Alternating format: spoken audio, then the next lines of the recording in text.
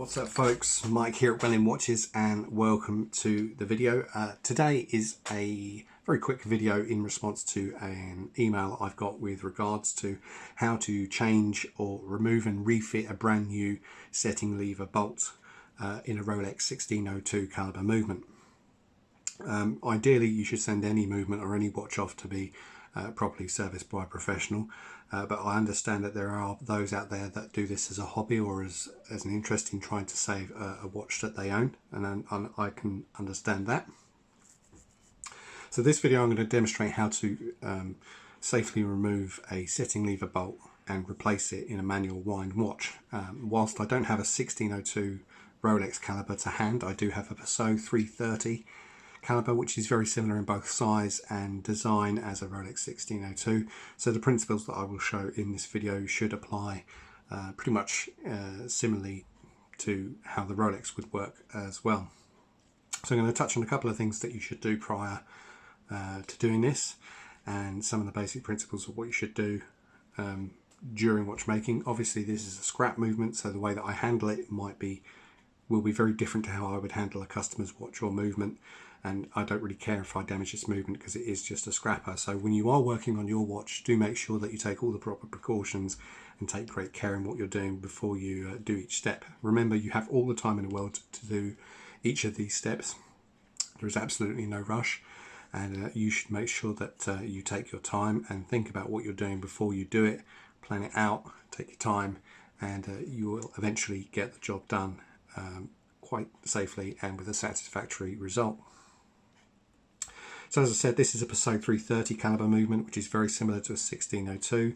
The design on both the bridge side and also on the motion work side is very similar. Obviously there's going to be some slight differences, but mostly for principles of this video, the movements are pretty much the same. So the way that I'm going to show you in this video how to do it will be the same as how you would do it on a Rolex 1602, apart from the slightly different shape of the parts.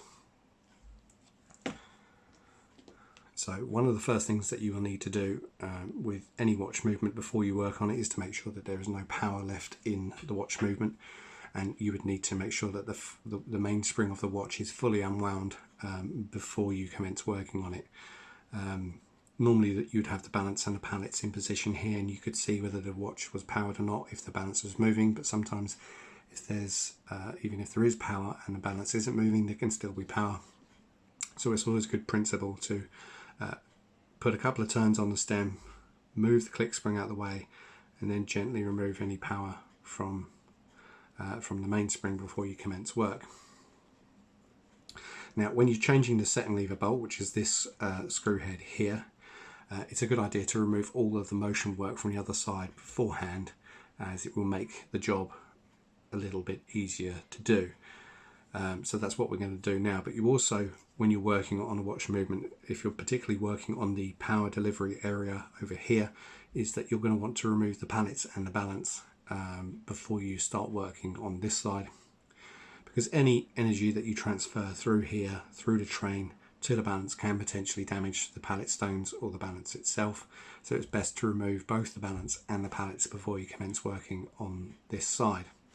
Whilst you can do it with the pallets and the balance in position, you must take very great care not to knock or move the center wheel or transfer any power through the remaining movement to the balance and pallets.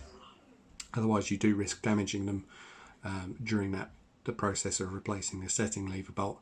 And also the other risk is you're going to be handling the watch on both sides, which I'll demonstrate shortly. So it's best to remove these delicate parts out of the way so that you don't damage them. So you're going to want to have a tray where you can store parts safely, preferably with a lid of some kind so they don't get exposed to too much dust or contamination, or should you need to leave the room to go do something else, then the parts can be safely stored in a box. So with all of that said, let's get on with the show, as they say.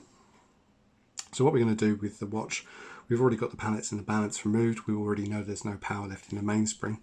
So to remove the setting lever bolt, we're going to want to remove some of the motion work from the other side. So we're going to use the silicone pad here. Now my head might get in the way, I do apologise for that, but this is a very small movement and I'm working at it from quite a distance away, so it is proving quite tricky. So the first part we're going to remove is the setting lever spring.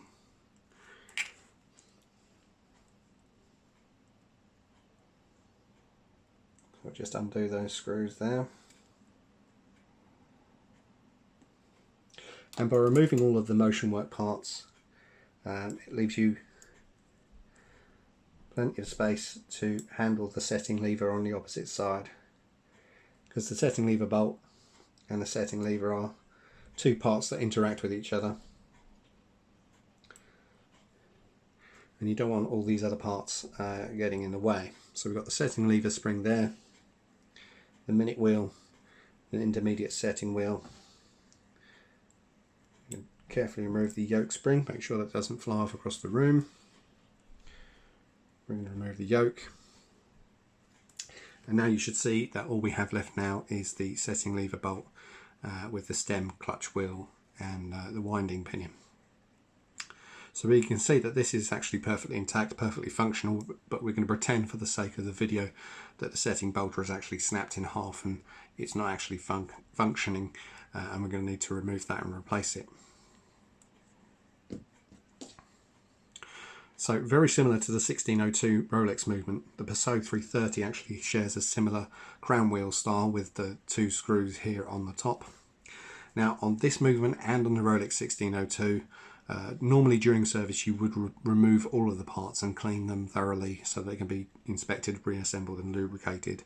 But for the purposes of this video and for the purposes of removing and replacing the setting lever bolt, you can actually leave the crown wheel with the two screws here in position. It's not going to stop or hinder you removing the barrel bridge at all. So the only screws you actually need to remove are the three bridge screws and the ratchet wheel screw.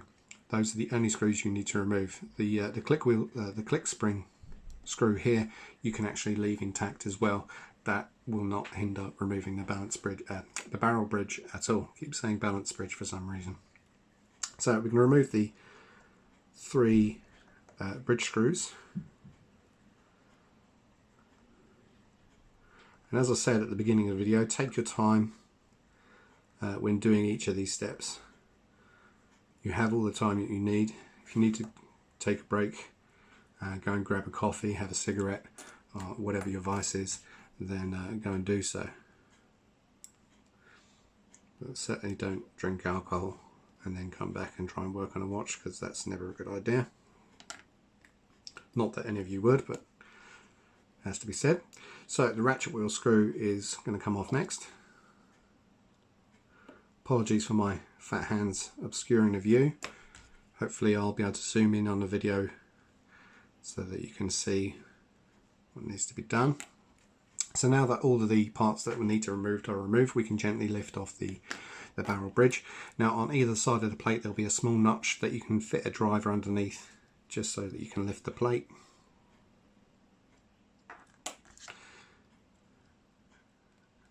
And just be very careful, the plate should want to come off quite easily. And there we go, so that's the barrel plate. So you might be able to see in the video, these are the parts that we've removed. And here on the movement we have the barrel and the R-bar, and we can see the setting lever bolt here. Now in this particular movement the setting lever bolt is perfectly intact. So we're going to unscrew this folly, and we're going to pretend that this setting lever is broken. And there's the setting lever there, and this is a setting lever bolt. So what you do is you remove the broken setting lever bolt, make sure that there's no debris or damage over here, give it a quick clean, use some Rod coat if necessary to give the area a quick clean. You want to use a little bit of lubrication when fitting the new setting lever bolt in there. So we use a little bit of oil. Obviously take your time, carefully precision place the oil, unlike what I'm doing. This is, like I said, just a scrap movement, so I'm showing just for the purpose of the video. So then you have the new setting lever bolt, which you can then place back in the movement. This is really difficult from over a foot away, but there we go. So the new setting lever bolt is in there, and what we can do now is we can return the barrel bridge back into position, and this will help keep the screw in place whilst we try and fit the setting lever. You can of course do it without the barrel bridge in place, but why make your life a little bit more difficult if you don't need to? So we can put the bridge screws back in position. Start with these two.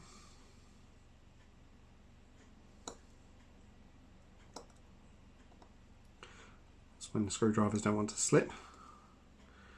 Obviously, when you're putting the barrel bridge back in position, make sure that the holes are aligned, that your center wheel is lined up, and that your barrel arbor is lined up. And make sure that you don't screw down the screws fully until you are absolutely 100% sure that all the parts are in position. They only have to be just finger tight until you're satisfied that they're all where they're supposed to be. There we go. We can actually replace the ratchet wheel as well.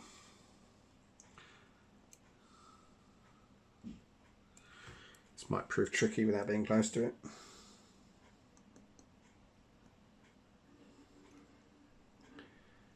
This movement has been sat doing absolutely nothing for years, and it actually smells bad.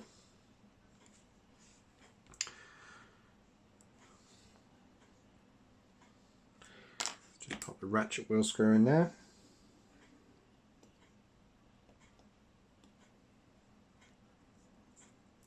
Okay.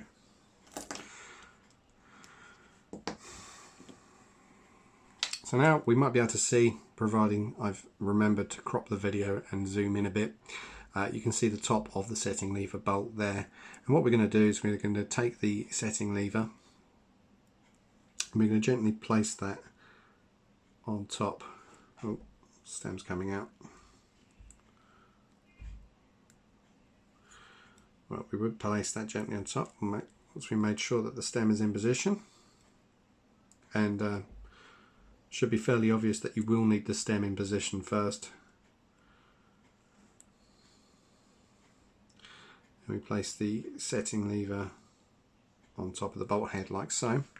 And you're going to need a small screwdriver so that you can turn the screw on the other side.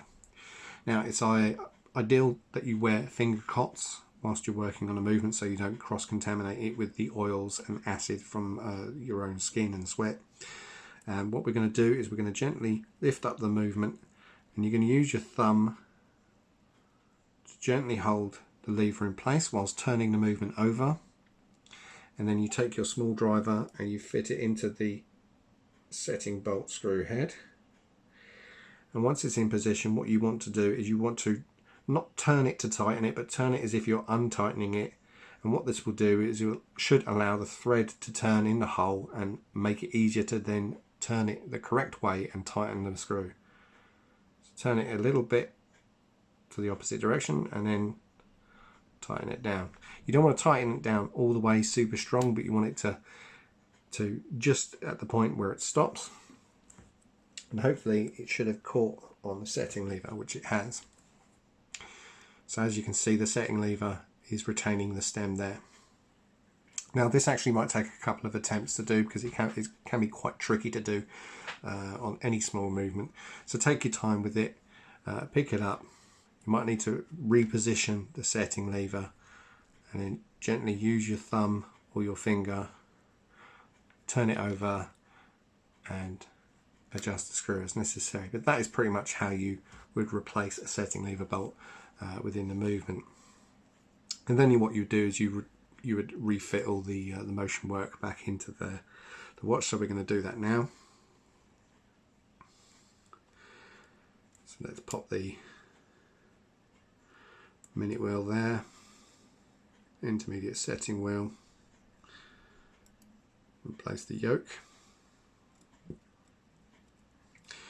We'll replace the yoke spring. This is always a pain in the rear end, so I'm going to do this up close.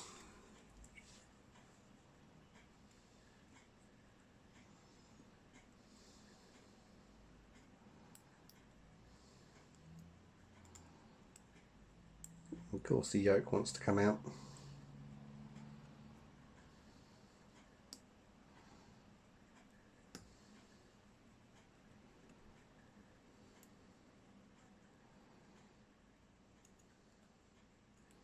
It's always a spring that will give you the most headache within a watch.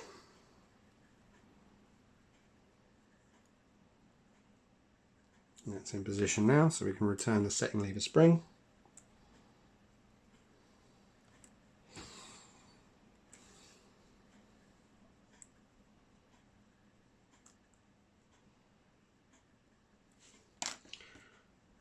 Gently put the screw down, keep it in place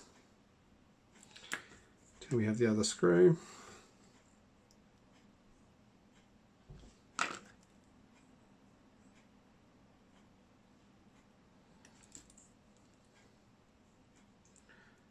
Screw those both down, pop the setting lever in position. So there we go, we have all the motion work parts back in position. Now obviously in this video I've speeded things up and I've done things quickly and abruptly without lubrication and all those kinds of things. When you do this on your own movement or your own watch, take your time, make sure everything's clean, inspect every part. Once everything's cleaned, make sure that you lubricate all the parts that need to be lubricated. There are books out there you can read on how to clean and lubricate a watch movement. So always investigate that before you undertake such a task. And yeah, just take your time with it. There is absolutely no rush to get through it all in like 20 minutes or 15 minutes, however long this video is. But you should see now with the setting lever bolt, the new setting lever bolt in position, you can set the time and you can wind the movement. Obviously once you've done all this you can refit the pallets and the balance, and that is where you take even more care. But like I said earlier in the video, you can do it with the pallets and the balance in position. I would just not recommend doing that because you can damage the pallets and the balance whilst you're doing everything else on the movement. So if you remove them, you remove the risk of damaging them. And the risk of damaging them whilst you're working on this part is greater than what it is to damage it if you're just refitting it.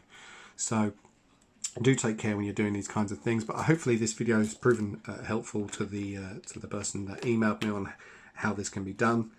And if it has, then that's great. It's always good to help other people do things with watches. I appreciate those. There are those out there that don't do this for a living and they do like to take things up as a hobby, and there are things that you don't necessarily know how to do. But anyway, that's it for this video. Hopefully it's proven helpful, and hopefully there's not too much lighting in the wrong area and things can be seen, but I will see that whilst I'm editing. Hope you're all staying safe out there. To all my other viewers, if you happen to come across this video, it's been a very strange time. I do have lots of other videos planned. It's just a case of having the time to do it, because despite this crisis it has been incredibly busy here at this workshop. But there are lots of videos I'd love to get up on my channel for you guys, but that will be in the not too distant future, I hope. So until then, take care and stay safe out there, guys.